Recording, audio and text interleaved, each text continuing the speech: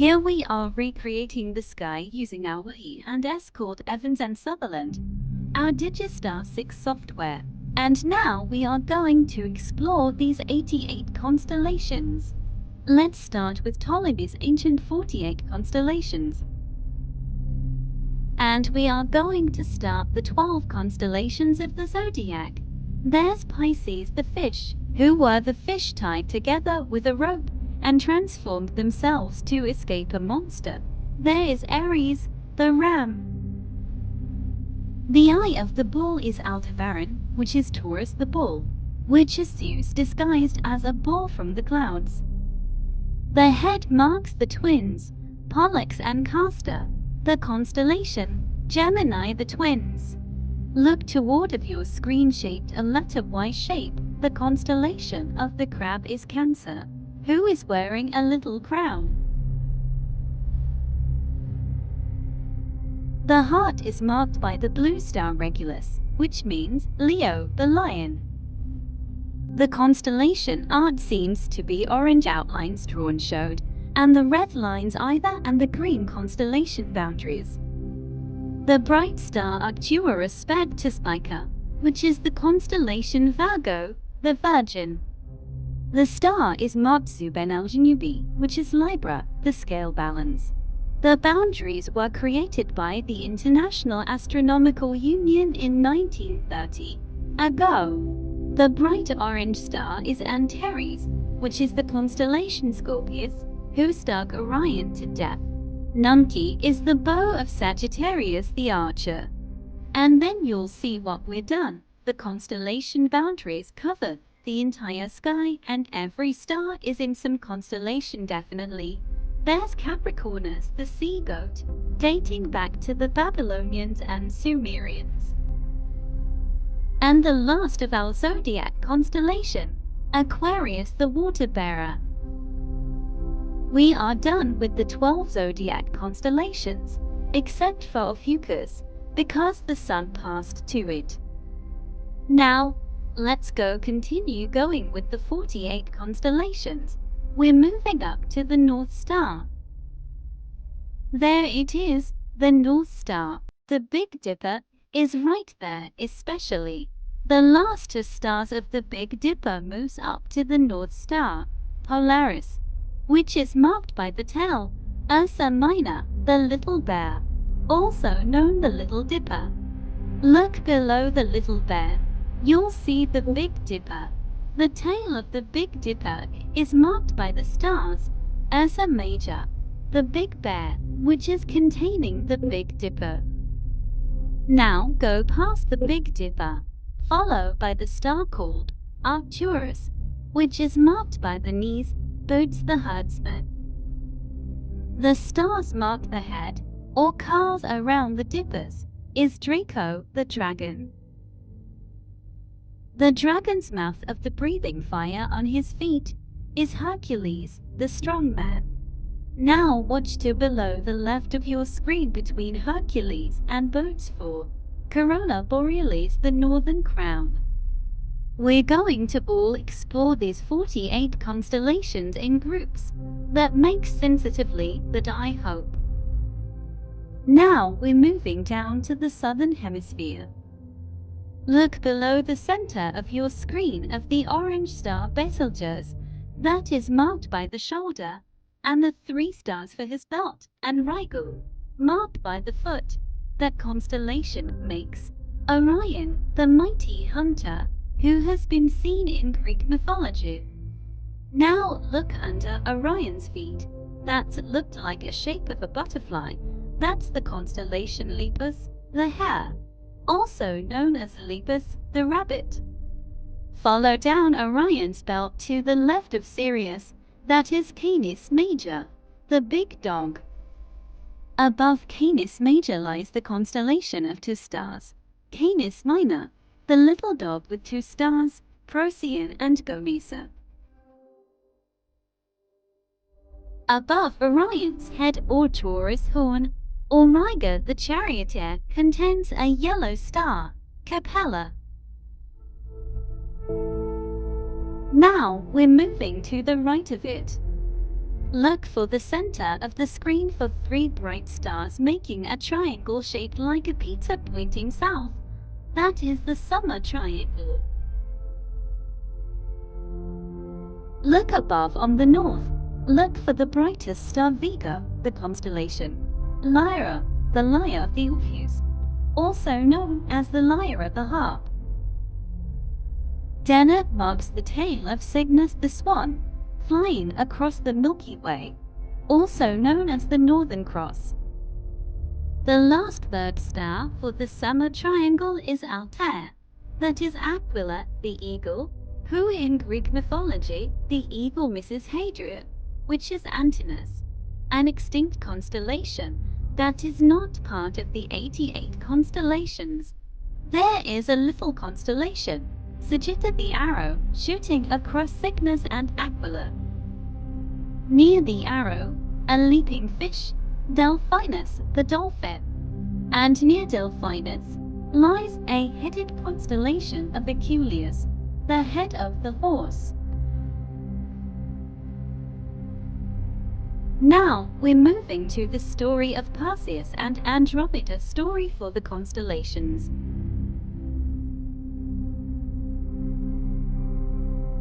Look at the middle of the screen of that shaped letter W of stars that forms Cassiopeia, the queen of Ethiopia, who was Cepheus banished her job.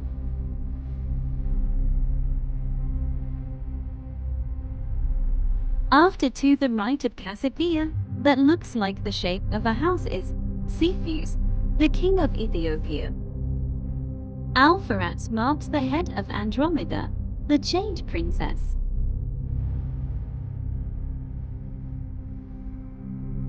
And watch down the bottom left, the giant constellation, Cetus, the sea monster, formerly Cetus the whale, who is about to eat Andromeda alive. But not for long. The head marks Murphak, and Algol for his hand. The one who saved Andromeda is Perseus, who is carrying the head of Medusa. Eoniaf marks the head of Pegasus, the winged horse, who saved Perseus and Andromeda at the end of the story.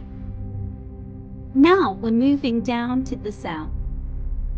Some stars that are mostly not above the horizon as seen from the Manila, Quezon City today, but they were above the horizon, as seen in the Mediterranean Sea Near East. 3,000 years ago, when we think a lot of these constellations decided on. Here are parts of the Argonaut ship. This is the keel, Carina, which contains Canopus, the second brightest fantastic star in the night sky after Sirius. And here's the second part of the ship, the stern, Puppis, also symbolized as the poop deck. And the last part of the ship, Argo, Vela the sails. That's the constellation Argo Navis, the ship Argo, who is an extinct constellation that's split into Carina, Puppis and Vela. And the massive constellation, Hydra the water serpent.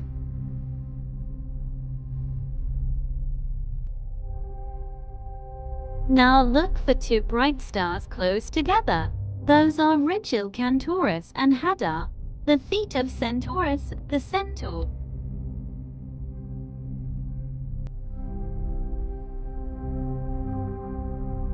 And just under the centaur, that's the Southern Cross. We will get to that for a while. The centaur, who killed a wild animal, Lepus, the wolf, who was stained by Centaurus. And Ai the altar. As seen here in the southern Milky Way, the smoke or fire is rising from the altar. Working our way around, here's a part of a constellation that's biggest as a blank so far. Maybe you can see a sort of string of stars swooping down and back up to the right. That is the constellation Serpens, the serpent. So soon it's actually divided into Serpens Papet and Serpens Cauda. Serpens contains the Eagle Nebula. Actually, I guess. And there is the big man who holds the serpent, Ophiuchus, the serpent bearer. Finishing up Ptolemy's 48 constellations,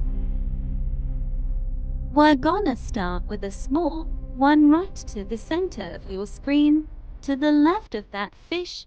Watch for the little constellation Triangulum, the triangle. And this is famous because in this constellation has the spiral galaxy known as M33, one of the most spectacular ones in the sky after the Andromeda galaxy.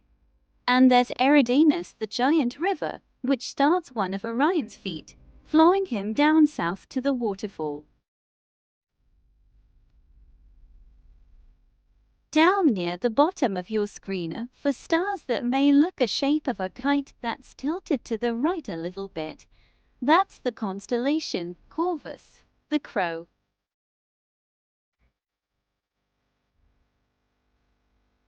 And to the right of that, some faint stars beside Corvus, that the constellation that the people didn't mention, Crater the Cup.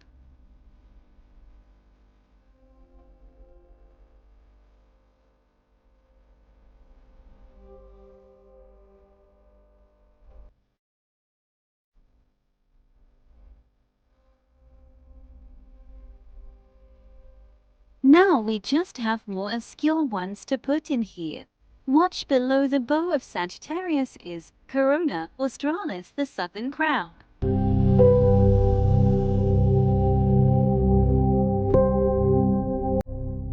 And a little further to the left for Piscis Austrinus, the Southern Fish.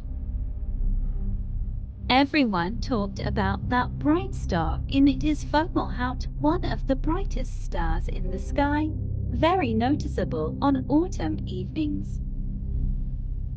Now we are jumping forward in time to 1687. The Polish astronomer Johannes Hevelius published a star atlas and named some additional constellations. Way below Ursa Major's feet on the upper right with faint stars and Hevelius called Lynx. The Lynx, the old constellation name of the Lynx, Lyncis, the Lynx. And above Leo's head, the original Leo, Leo Minor the Little Lion, which contains the object called Hannes Bovir. The school teacher named Hanny Van Arkel produced a citizen science project discovered a weird object in that constellation a few years ago. Here are the hunting dogs, Canis Venatici. They may be Bose's dogs, Asterion and Shara, so it was too revealed. Birds holding their leash. And way on your left Vulpecula the red fox clutched a dead goose, Answer. And way on your upper left, Lacerta the lizard. Below the serpent's tail is Scutum the shield, named in honor of a Polish king, one of a very few constellations named in honor of a royal person where the name got actually stuck. And way on your right, Sextans the sextant, an astronomer navigator instrument. Now we are going forward in time to Dutch explorers. Peter Daxon Kiezer and Everton Lupon came up with some new constellations when they traveled on their expedition to the South Seas, saw stars and Europeans never seen, and invented some constellations inspired by fantastic new seeing on their travels. There's Phoenix the Firebird.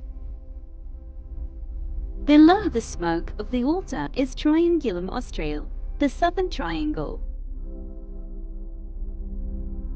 Look for that bright star, Peacock, which is Pavo the Peacock.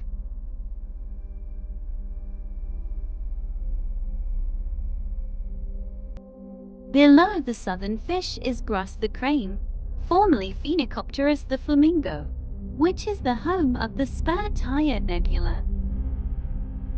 Between the Peacock and the Southern Triangle is Apus, the bird of paradise with no noticeable stars.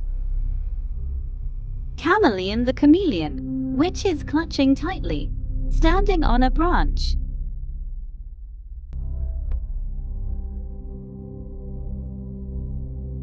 Here's the constellation Dorado, the swordfish, which overlaps most of a companion of galaxies of ours, the Large Cloud of Magellan. So you hear about stars in Dorado coming off in. Below the big river is Hydrus, the water snake. Indus, the Indian, representing the Dutch explorers, was never seen before. Below the centaur's feet is Musca the fly, formerly Alpes the bee, home of the Hourglass Nebula that became very famous in a beautiful Hubble Space Telescope photograph. And Tucana, the toucan, contains another neighboring galaxy, the Small Cloud of Magellan. And the last of our Dutch constellation, Pisces Volant, the flying fish, which contains the Meat Hook galaxy. Now we're going forward to 1750s. French astronomer Nicolas Louis de Lacaille spent several years observing the sky from Cape Town, South Africa. Did a lot of coming-edge observations forward in time, catalogued about 10,000 stars, and proposed some constellations. There's Fornax the furnace. Sometimes you hear about the Fornax galaxy cluster, which is in that direction. And the very center there, Optans, the Optanta navigator instrument, and that is the constellation that contains the south pole of the sky. There really is no prominent south star. There is a star there called Sigma Octantis, which is very visible to the navigated eye and doesn't look special at all. Over on the upper right, and near the air pump. So Lacaille's theme here is humans as creators and makers and builders. Down at the bottom seal of the chisel, Cercinos, the drawing, covers up their top sector. Horologium, the clock, and these constellations are the parts of the sky that have few bright stars, but you wanted to name them anyway. That's Mensa, the Table Mountain, that's very visible from Cape Town, starting a tradition of naming things in the sky after the place where they observed from. And we still hear today of many objects in the sky have Hawaiian names, and name some indigenous cultures in Chile, because they were some of the greater observatories in modern times. On the upper left, that's Microscopium, the microscope. Right on top, that's Norma the carpenter's square. Picture the painter's easel. Over on your far right under the air pump is Pyxis the mariner's compass. And over far to the center, Reticulum, the reticle crosshairs in a telescope eyepiece.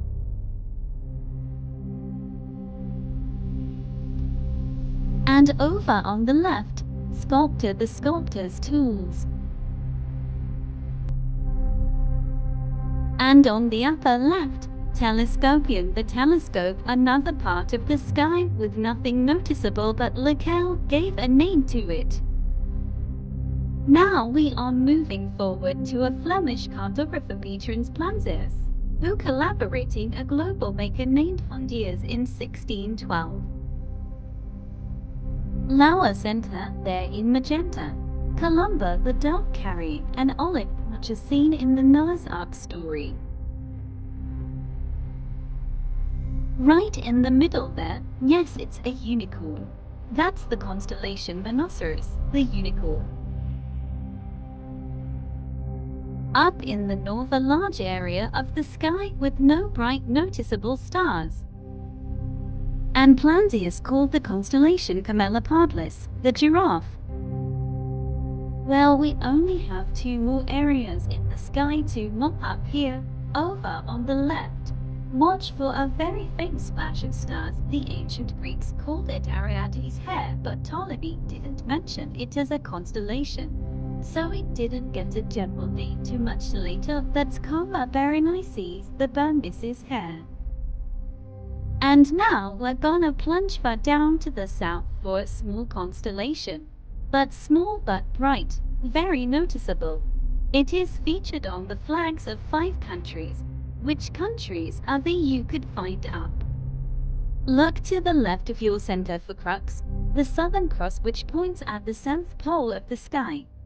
And now we take away the art, and we have at least a suggested pattern of lines for finding these constellations. And now we take the lines away, and we are left for the constellation boundaries that the astronomers agreed in 1930, so that every star could be set apart of a constellation, that astronomers could talk to each other more clearly about which star were they thinking about. Thanks for watching for this video for all 88 constellations in the night sky. Don't forget to subscribe to this channel. Bye.